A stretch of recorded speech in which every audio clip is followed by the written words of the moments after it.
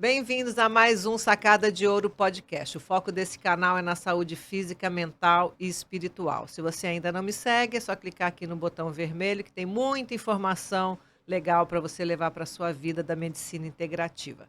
E hoje eu tenho a honra de receber Paula Bergamin. É um Ah, prazer ter você aqui, Paula.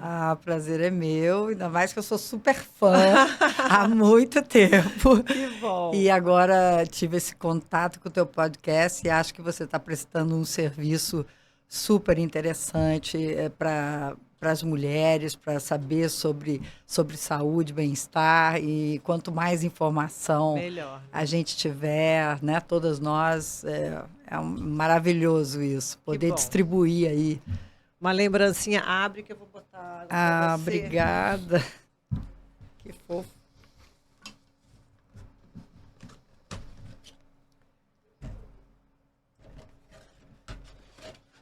Vira. Oh. Sou eu na caneca. É isso aí. É a caneca personalizada, né? Exatamente. Aí, ó. Vamos Obrigada. lá. Paulo, nossa convidada de hoje é paisagista, atua nas áreas de projetos de manutenção e construção de jardim desde 2004. Além disso, encontra tempo para ser musa do carnaval pela Vila Isabel. Seja bem-vinda, Paula. Obrigada. O que exige mais empenho de você? A criação entre as variações de paisagismo ou os ensaios dos desfiles da Sapucaí? Bom, acho que é bem diferente, né? Óbvio, uma atividade da outra.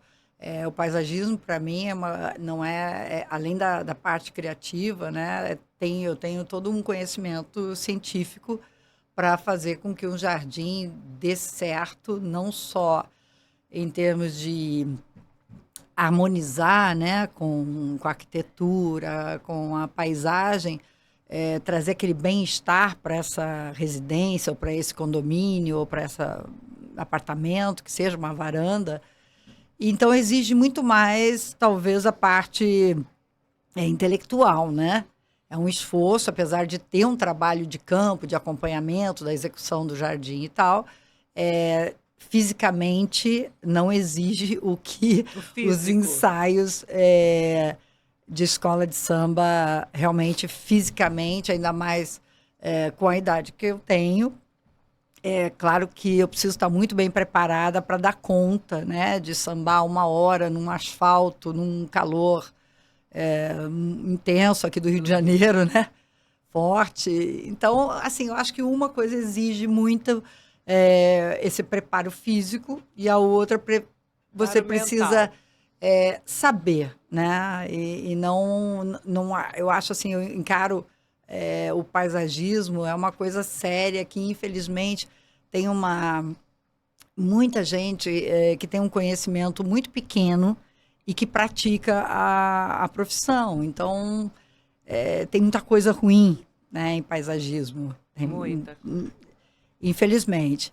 Em relação ao samba, eu falei da parte física, mas assim, também você precisa ter uma segurança, vamos dizer, porque eu vou estar exposta, né? E também eu não faço parte de um grupo óbvio, né? Eu sou uma exceção dentro do carnaval. Tem outras mulheres maduras, mas somos poucas que estão lá de biquíni, rebolando e tal. Então, nesse aspecto, você tem que ter uma segurança, né, de que aquele lugar te pertence, de que você tem esse direito. Isso não é fácil. Imagino. Foi Nos uma dias de coisa hoje, né? foi uma coisa construída, porque o mundo do samba é um mundo fechado, né? Ele não é um mundo aberto, que é fácil de você entrar e muito mais difícil ainda de permanecer. Então, você tem que realmente estar ali de verdade, né? Se entrosar com a tua escola, a tua comunidade, para ter essa aceitação, porque senão fica bem difícil. Quantos anos você já está lá na Vila Isabel? Na Vila eu estou há 6 anos, no Carnaval eu estou há 10 anos. E antes da Vila Isabel, você estava onde? Então, eu comecei no Império Serrano e no Império da Tijuca. Foi até engraçado, porque o primeiro ano eu acabei saindo em 2 escolas, uma no grupo especial e a outra no grupo que na época era acesso. acesso, agora é ouro, né? E depois disso, eu acabei ficando no Império da Tijuca 3 anos. E depois recebi um convite da Ilha do Governador. Passei só 1 ano e aí veio a Vila.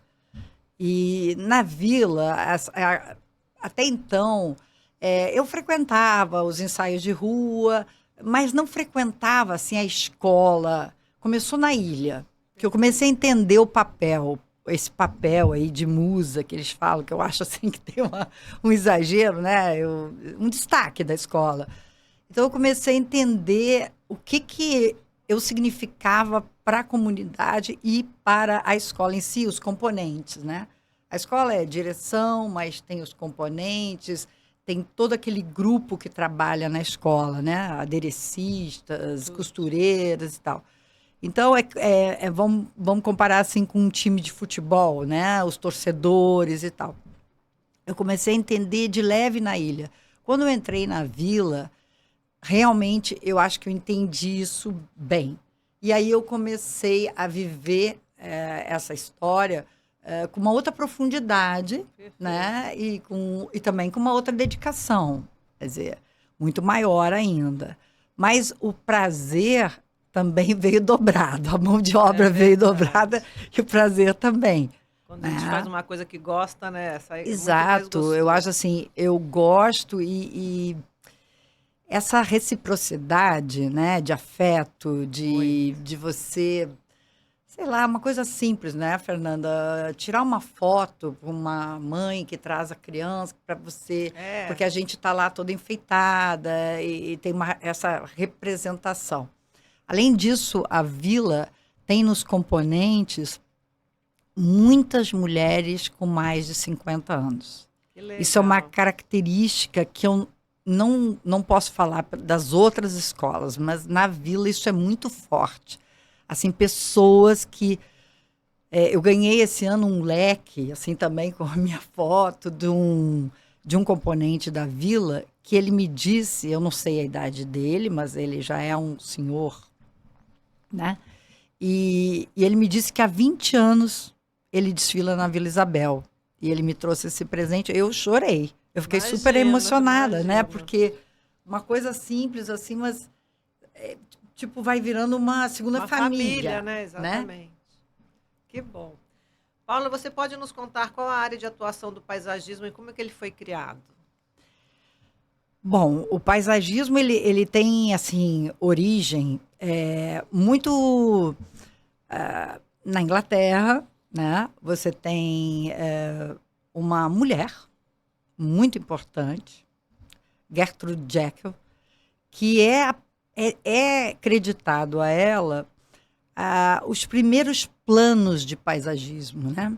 Ela era uma mulher que o pai educou para ser uma mulher independente, apesar de que isso é 1800 e, não sei, 90, 70. E ela começa a fazer paisagismo. Outra curiosidade, aos 40 anos, antes ela tem uma formação de artista plástica, ela sabe desenhar, pintar muito bem. Ela tem o pai dela dá um cottage para ela e ela começa a fazer o jardim e começa a fazer planos mapeando as espécies, ou seja, ela faz umas bolinhas assim e começa então a definir o paisagismo. Ela se associa com um arquiteto muito jovem, arquiteto, ela não era arquiteta, vamos dizer que ela era uma autodidata paisagista, e eles então formam uma sociedade que vai durar até os 80 e poucos anos dela, e que é um grande sucesso, porque ele vem com a parte construída, que também pertence à parte de paisagismo, né? Escadarias, caminhos, pérgolas e tal. E com isso, o paisagismo toma um status diferente, né? Porque agora ele é organizado e planificado, né? Tem planos, plantas e tal. Então, assim, mas tem várias escolas, né?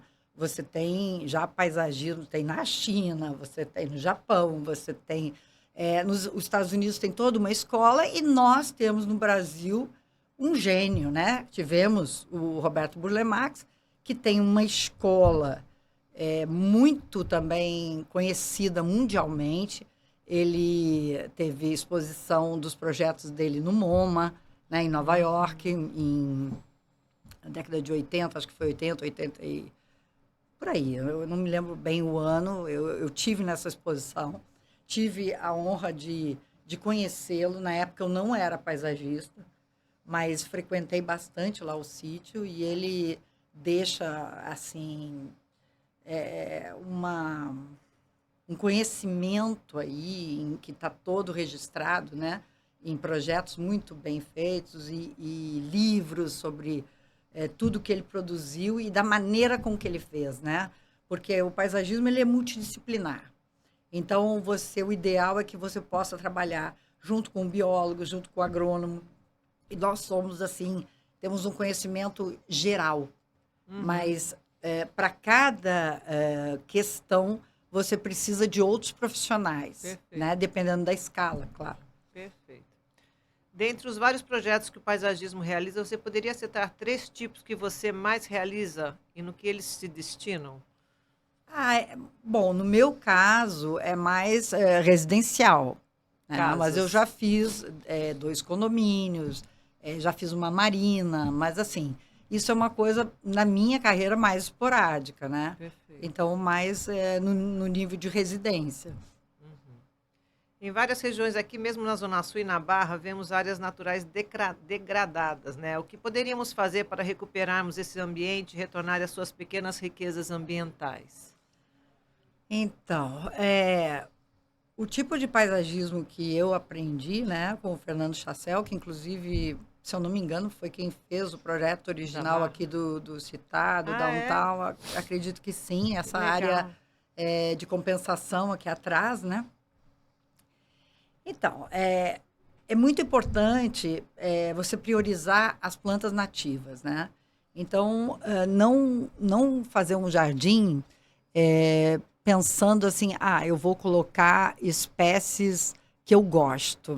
Não vai dar certo. Então, assim, quando você usa, porque eu gostaria de responder, quando a planta é a planta correta para aquele bioma, para todo aquele...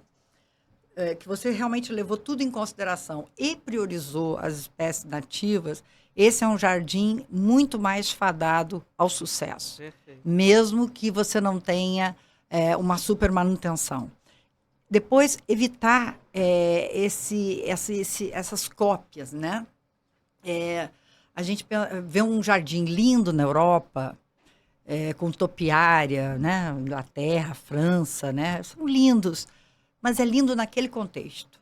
Não é lindo no Brasil. Quando a gente vai fazer isso no Brasil, me desculpe, é cafona.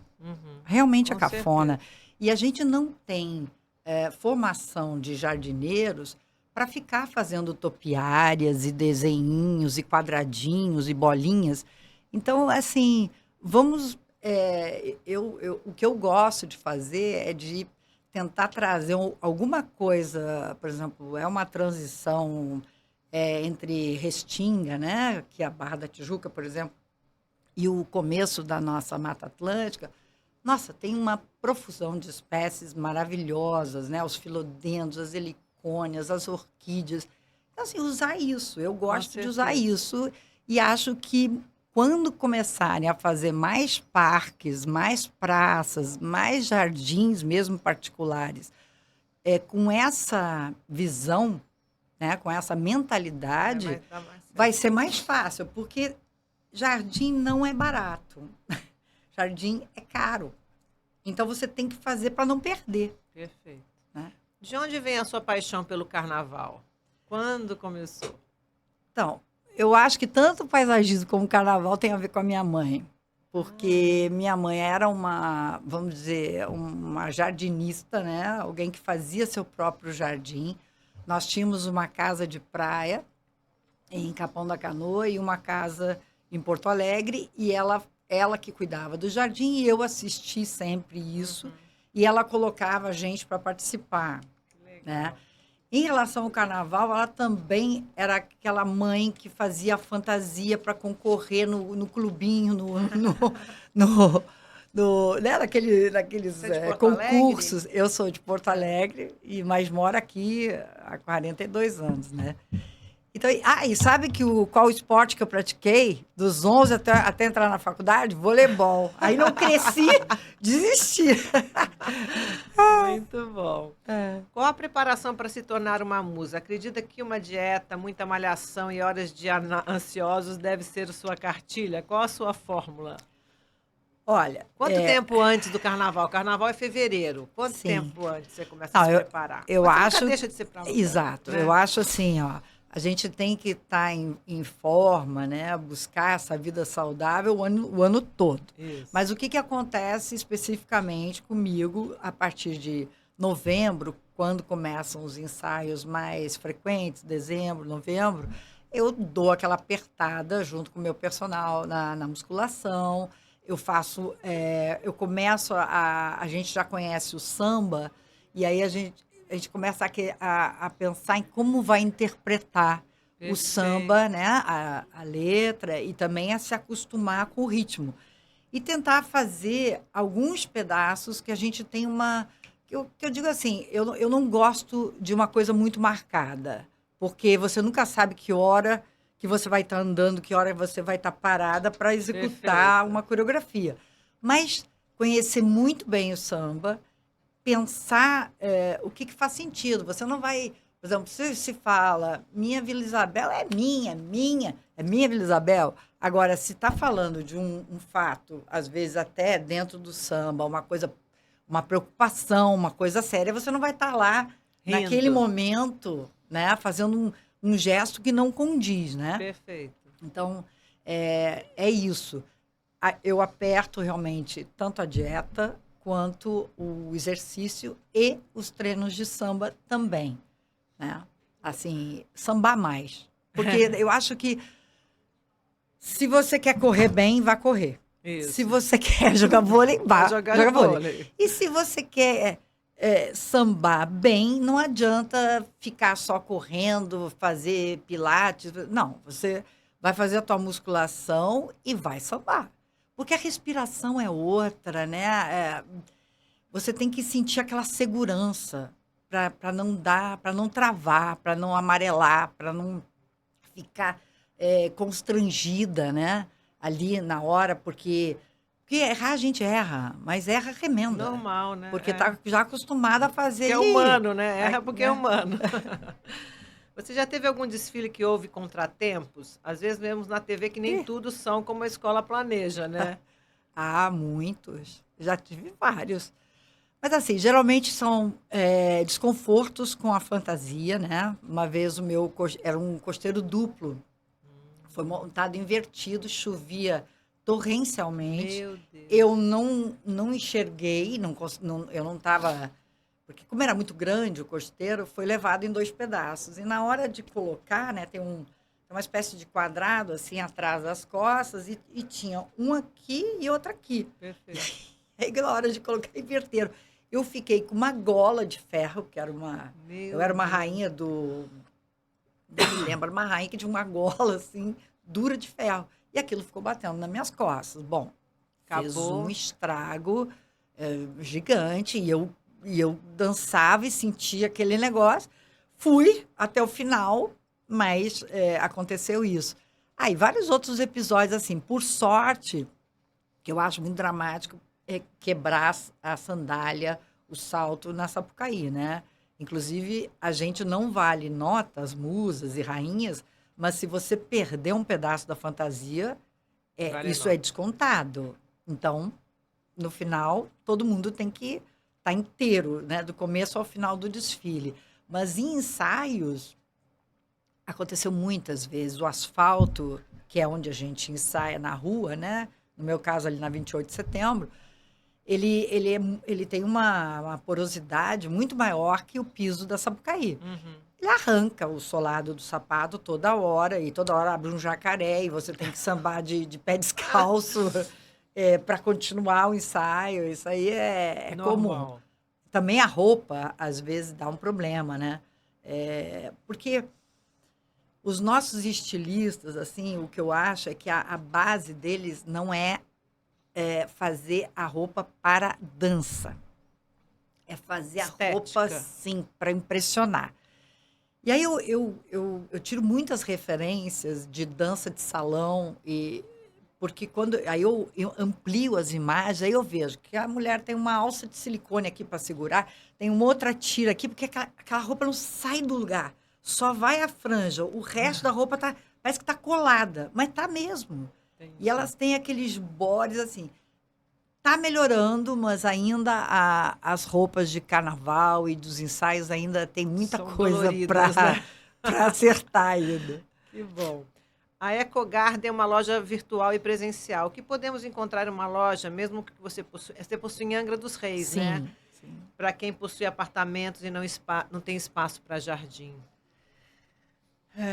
Bom, você pode ter Uma varanda. Vai que eu tenho uma sim. varanda. Não, aí Eu tenho uma varanda. você pode colocar vasos, você pode, tanto no chão, quanto você pode ter alguma coisa pendurada, ou até na parede, se você tem uma parede.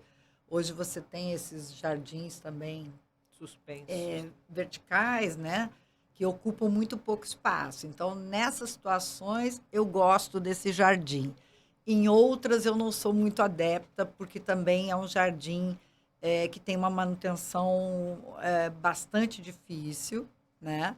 E que ele tem que fazer sentido, porque ele virou moda e aí a pessoa tem espaço para plantar, tem solo, tem terra e quer um jardim reto numa parede. Não, isso é muito bom para uma varanda, para um espaço reduzido, eu já fiz em cobertura, por exemplo, a pessoa tem a piscina e tem muito pouco espaço, então claro que é melhor do que uma parede pintada, você tem uma parede verde, né? Então, você pode ter muita coisa numa varanda.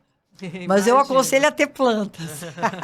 Porque hoje a varanda, né, ela virou assim uma extensão Da casa. da sala. Da E aí sala. eu vejo muito mobiliário na varanda, né? Assim, que eu acho às vezes em excesso, né? É tanta cadeira, é tanta mesinha, é tanto isso, é tanto espaço gourmet, que no final a varanda, ela não é mais varanda, ela é, né?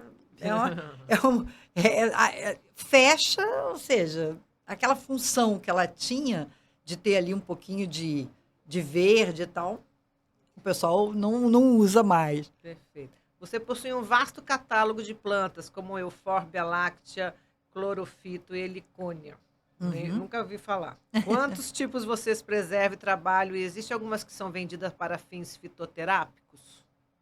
Não, eu não trabalho assim com ervas específicas. Quando me pedem para fazer horta, eu faço horta e obviamente, se a pessoa procura algo medicinal, eu vou procurar essas mudas. Não são tão fáceis de se comprar, não tem muita gente produzindo, né?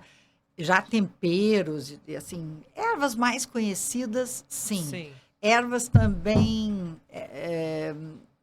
de cunho religioso, né? Também você encontra, né? Arruda, essas coisas assim. Mas não é não é fácil, não é fácil de se encontrar e, portanto, não é prioridade, né? Realmente são as plantas mais ornamentais. E aí, assim, cada projeto, você vai ter um leque específico, dependendo do terreno, aonde que está. Esse projeto está no Rio, se está em Búzios, se está em Angra, se está em Itaipava. E aí a gente procura, né? Porque eu não produzo, né? Só revendo, então adquirir as plantas que são para aquele projeto. Perfeito. Em áreas de reservas naturais, como são feitos os decks, os pergolados e traístas? Sabendo que o tempo, as condições climáticas e chuvas vão deteriorar com o tempo. Bom, as pérgolas, né? As pérgolas podem ser feitas de vários materiais, né? Mais conhecido e usado é a madeira. Mas uma pérgola de madeira bem feita, usando uma madeira resistente ou dando um tratamento também, eu já vi pérgolas de eucalipto autoclavado, é bastante resistente. Agora, não é uma coisa eterna, né? Mas um deck dura numa faixa de uns 15 anos, se ele for Bem cuidado. bem feito, né? Se ele for de uma madeira própria para estar no tempo. Então, assim, eu, por exemplo, na minha casa, eu adoro tanto pergolado. Eu tenho um pergolado que eu acho que tem mais de 20 anos intacto, mas também são toras de madeira reforçadas, grossas. E lá mesmo na Ecogarden, todo o galpão foi feito com material, com postes de madeira que foram trocados por postes de concreto. E aí eles vendem esse material. A gente compra, já é um material que estava no tempo, né, como poste, e que vai ser reaproveitado para construção. Está lá também já desde 2010. Então já tem um tempo e está inteirinho. Que bom. Então é possível, né? É possível, mas não é eterno. Ô, Paula, quais as plantas que você gosta de botar assim, levando para o lado espiritual, assim? Então, eu adoro a espada de São Jorge. Eu acho que ela tem essa, né, vem do Feng Shui, essa interpretação. Também existe eu não sei, nas religiões africanas também.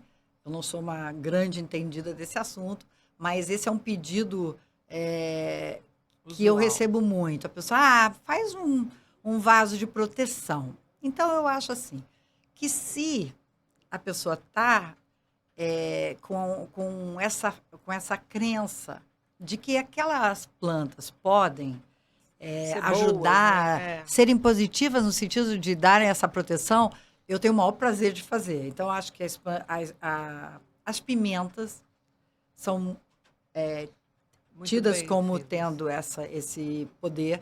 Além disso, são lindas, né? É um vaso que fica lindo. A espada de São Jorge, você tem N qualidades. Eu fiz uma vez um jardim inteiro só com espadas de São Jorge, tudo. Tem prateada, Que lindo. tem com borda amarela, tem fininha, tem uma que ela é toda riscada de branco. Então, essa pessoa tinha muita crença nessa planta e me pediu e eu fiz numa varanda uma série de vasos com essa variedade toda. E ficou bem interessante, eu achei que ficou bem bonito, a cliente ficou super satisfeita. Então, eu acho que arruda, né? O que a pessoa acredita é bom. É Muito isso que eu importante. acho. Eu acho que se você tem uma crença, isso aqui vai me ajudar, vamos fazer. Vamos fazer. E dá para fazer isso de uma maneira decorativa, bonita, usando um vaso bacana, sabe? É. Fazendo uma composição que funcione. Que legal, muito bom. Paula, gostaria de pedir que você deixasse uma mensagem para as pessoas que nos assistem e cultivam, estão sempre enfeitando e preservando as nossas plantas, mas também deixasse uma saudação aos cariocas amantes do carnaval, que sempre foi uma Então, tradição, né? olha, eu acho assim, ó, nós mulheres, nós somos múltiplas, né? Então, no meu caso, eu sou paisagista e sou sambista, né? A musa do carnaval, também sou avó, também tenho um namorado, e a gente lida com essas nossas, vamos dizer, esses nossos diferentes lados, para mim, com muita naturalidade. Eu acho que uma coisa não atrapalha a outra, apesar de que, claro, que sempre faz uma imagem, né? E o que eu acho que é importante é que cada mulher procure ter uma profissão, um trabalho que ela goste. Isso. Fazer o máximo de atividades que te tragam prazer, né? Se você gosta de dançar, mas acha que dança mal, Não tem problema isso nenhum. não tem a menor importância. Vá dançar. Vai dançar para dar risada. E nada melhor do que também a gente rir da gente mesmo. E essas. Não se exigir demais, né? E sempre agregar coisas, amigos legais, atividades legais dentro da tua possibilidade. Não se entregar, né? Não se entregar as preocupações, a tristeza, enfrentar isso. Eu faço muito isso, eu até brinco, eu falo assim, hoje eu não estou muito bem, vou botar um cílio. É uma maneira lúdica de dizer, faça sempre aquilo que te dá prazer. Né? Eu acho que esse é um segredo da gente buscar a felicidade. Né? Também acho. E fazer isso de uma maneira assim, a gente tem que fazer e sempre fazendo o bem, sem atropelar ninguém, porque isso também nos nutre de pensamentos positivos e de prazer pelo que nós somos, né? Exatamente. Que bom, Então, adorei, querida. Eu que Muito agradeço. bom. Chegamos ao fim de mais um podcast. Se você gostou, deixe seu like. Se quiser mandar uma mensagem para Paula ou para mim, pode mandar. Até a próxima.